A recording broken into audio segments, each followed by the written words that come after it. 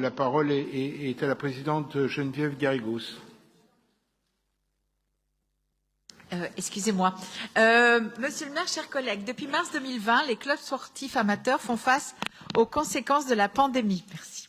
Avec les confinements, les saisons tronquées, l'annulation des compétitions et les multiples fermetures, dont parfois pour justement héberger les sans-abri pendant les hivers rigoureux, les établissements n'ont été que très partiellement ouverts au grand public ces 20 derniers mois. Il y a un an déjà, le Centre national olympique et sportif français recensait en moyenne une perte de 26% de licenciés dans les clubs sportifs français. S'il vous plaît, s'il vous plaît. Cette tendance, s'il vous plaît.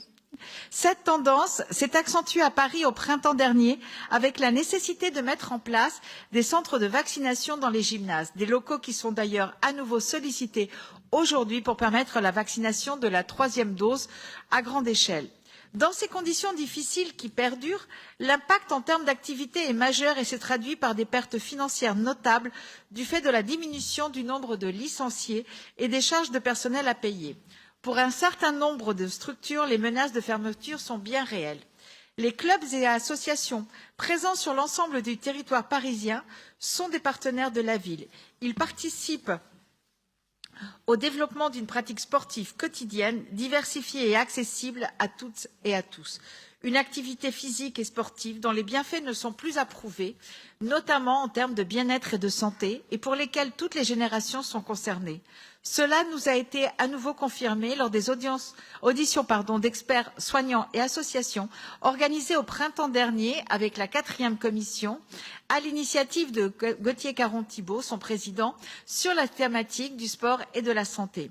Notre soutien aux associations sportives de proximité est une exigence qui se justifie plus encore face au constat frappant du manque d'activité des Français. Un adulte sur 2 déclare ne pratiquer aucune activité physique et 4 enfants sur 10 passent aujourd'hui plus de 3 heures par jour assis face à un écran. Et pourtant, cette activité permet de réduire de 58% les risques de diabète de type 2, de 30% les risques de dépression, de 25% les risques de cancer du sein et d'AVC et contribue grandement à booster nos défenses immunitaires essentielles pour lutter contre les virus de l'hiver et évidemment contre le Covid-19. Les subventions exceptionnelles que je vous appelle à adopter bénéficieront à près de 30 clubs et associations et contribueront à préserver la richesse de l'offre sportive parisienne, sa qualité et sa diversité, à plus forte raison à l'approche des Jeux olympiques et paralympiques de 2024. Parmi ces clubs, je souhaite mentionner le Paris Sport Club, l'un des plus gros clubs du 20e arrondissement. Il recense 3000 adhérents et sa section handball est la 2e de Paris. Leur activité dépasse le sport. Ils accompagnent leurs adhérents dans leur vie quotidienne, notamment par des cours de soutien scolaire et d'aide aux devoirs. Et je tiens ici à les en remercier.